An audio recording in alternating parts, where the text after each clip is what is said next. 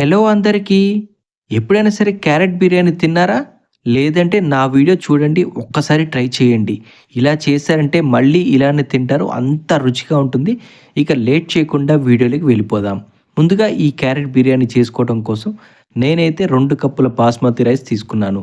మీకు కావాలి అనుకుంటే నార్మల్ సోనా మసూరి రైస్ అయినా తీసుకోవచ్చు. కానీ ఇలా బాస్మతి రైస్‌తో చేసుకున్నట్టయితే టేస్ట్ అండ్ క్వాలిటీ చాలా బావుంటుంది. ఇలా బాస్మతి రైస్ తీసుకున్న తర్వాత ఇందులో 2 గ్లాసుల వాటర్‌ని యాడ్ చేయండి. ఇలా వాటర్ యాడ్ చేసుకున్న తర్వాత 1కి 2 సార్లు శుభ్రంగా వాష్ చేసుకోండి. చాలామంది ఇక్కడ కొన్ని మిస్టేక్స్ చేస్తుంటారండి. ఇలా వాష్ చేసేటప్పుడు గట్టిగా పిసికి కడుగుతుంటారు. అలా ఎప్పుడు కూడా చేయకండి. ఇలా చాలా సాఫ్ట్‌గా వాష్ చేయండి. ఇలా వాష్ చేసుకున్న తర్వాత మళ్ళీ ఫ్రెష్ వాటర్ పోసి ఒక పావుగంట పాటు నానబెట్టండి. ఇప్పుడు ఈ క్యారెట్ బిర్యానీ చేసుకోవటం కోసం నేనైతే ఢిల్లీ క్యారెట్‌ని యూజ్ చేస్తున్నాను. ఈ ఢిల్లీ క్యారెట్ అంటే ఇలా పొడుగ్గా ఉంటాయండి. వీటితో బిర్యానీ చేశారంటే చాలా టేస్టీగా ఉంటుంది.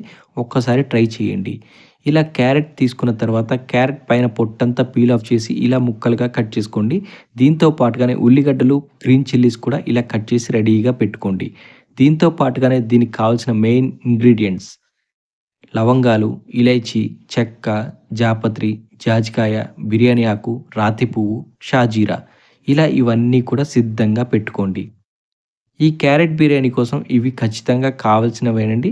ఇవన్నీ రెడీ చేసుకున్న తర్వాత ఇప్పుడు స్టవ్ పైన ఒక మందంగా ఉన్న ప్యాన్, అది కూడా వెడల్పుగా ఉన్న ప్యాన్‌ని తీసుకోండి. ఇలా ప్యాన్ పెట్టుకున్న తర్వాత ఇందులోనే కొద్దిగా ఒక 2 టేబుల్ స్పూన్ నెయ్యి వేసుకోండి.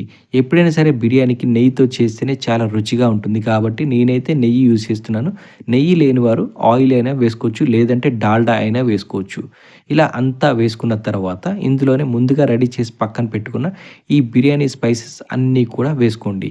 స్పైసెస్ అన్నీ కూడా 2 లేదా 3 తీసుకున్నట్టయితే సరిపోతుంది. అది మనం హాఫ్ కేజీ రైస్ తీసుకున్నాం కాబట్టి 2 లేదా 3 మాత్రమే వేసుకోండి. ఎక్కువగా వేసుకున్నట్టయితే ఘాటు ఎక్కువగా ఉంటుంది. ఇలా ఈ స్పైసెస్ అన్నీ కూడా వేసుకున్న తర్వాత లైట్‌గా వేయించండి.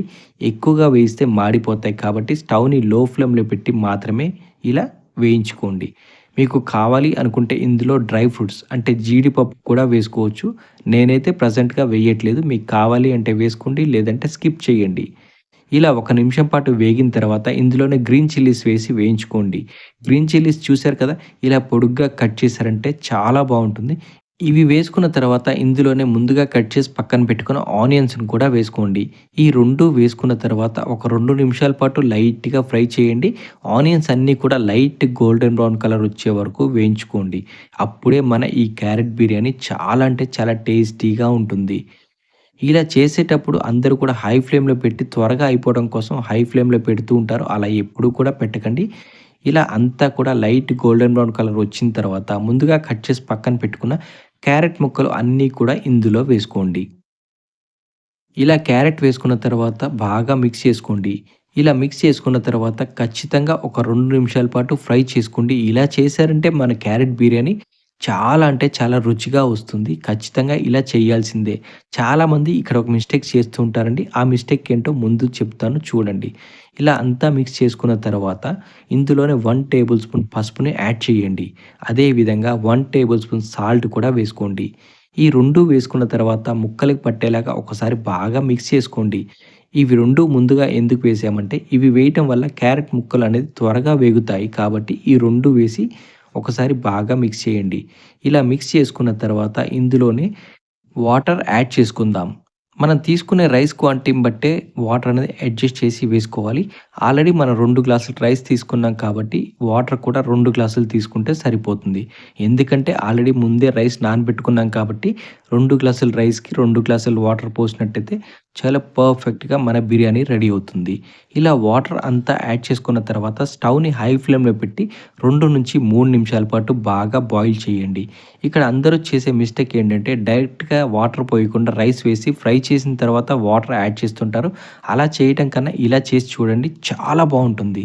ఇలా వాటర్ బాయిల్ అవుతున్న సమయంలోనే 1 table spoon fresh ginger garlic పేస్ట్‌ని కూడా వేసి ఇలా మిక్స్ చేసుకోండి. ఇలా వేశారంటే వాటర్‌లోనే ఈ జింజర్ గార్లిక్ పేస్ట్ మిక్స్ అవుతుంది. ఫ్లేవర్ అంతా కూడా వాటర్‌కి పడుతుంది. బిర్యానీ కూడా చాలా టేస్టీగా ఉంటుంది. ఇప్పుడు ఇందులోనే జాజికాయ డైరెక్ట్‌గా వేయకుండా ఇలా పీల్ చేసుకొని ఇది వెయ్యండి. ఇలా చేశారంటే చాలా బావుంటుంది. ఒక్కసారి ఈ విధంగా ట్రై చేయండి. ఇక్కడ ఇంకో ఇంపార్టెంట్ టిప్ అండి. ఎప్పుడైనా సరే బిర్యానీలో జాజికాయ వేస్తున్నప్పుడు డైరెక్ట్‌గా జాజికాయ మొత్తం వేయకండి. ఇలా పీల్ చేసి వేసుకున్నారంటే ఫ్లేవర్ చాలా బావుంటుంది. అలా ఒక్కసారి ట్రై చేయండి. ఇప్పుడు 2-3 నిమిషాల తర్వాత వాటర్ అనేది బాయిల్ అయ్యి ఈ విధంగా రెడీ అవుతుంది. అప్పుడు మనం క్యారెట్ హల్వాకి క్యారెట్ ఉడికిందో లేదో ఒక్కసారి ఇలా చెక్ చేసుకోండి. ఒక పీస్ తీసి డైరెక్ట్‌గా ఫింగర్‌తో ప్రెస్ చేయండి. లేదంటే ఇలా స్పూన్ కానీ, ఫోర్క్ కానీ యూజ్ చేసి చూడండి. ఒక 60-70% బాయిల్ అయిందంటే సరిపోతుంది. ఇలా బాయిల్ అయిన తర్వాత ముందుగా నానబెట్టి పక్కన పెట్టుకున్న బాస్మతి రైస్ ఉంది కదండీ! ఆ రైస్ అంతా కూడా డైరెక్ట్‌గా ఇందులో వేసుకోండి. ఇక్కడ ఇంకో ఇంపార్టెంట్ టిప్ ఉందండి. ఎప్పుడైనా సరే మీరు రైస్ వేసుకునేటప్పుడు డైరెక్ట్‌గా చేత్తో వేయకండి. చేత్తో వేసినట్టయితే ఈ ఆవిరంతా కూడా చేతికి తగులుతుంది. చెయ్యి అనేది మండిపోతుంది. కాబట్టి ఇలా నేను చూపిస్తున్నట్టుగా ఒక స్టెయినర్ తీసుకొని రైస్ అంతా కూడా స్ప్రెడ్ చేసుకోండి. స్టెయినర్‌తో వేసినట్టయితే రైస్ మాత్రమే పడుతుంది. వాటర్ అంతా కూడా బౌల్‌లోనే డ్రైన్ ఆఫ్ అయిపోతుంది. ఇలా బాస్మతి రైస్ అంతా వేసుకున్న తర్వాత క్యారెట్ ముక్కల్లో కలిసేలాగా ఒక గరిటె పెట్టి బాగా మిక్స్ చేయండి. అది కూడా సాఫ్ట్‌గా చిన్నగా మిక్స్ చేయండి. గట్టిగా మిక్స్ చేసినట్టయితే ఆల్రెడీ బియ్యం నానబెట్టున్నాయి కాబట్టి విరిగిపోతాయి. కాబట్టి ఇలా స్మూత్‌గా, సాఫ్ట్‌గా మిక్స్ చేసుకోండి.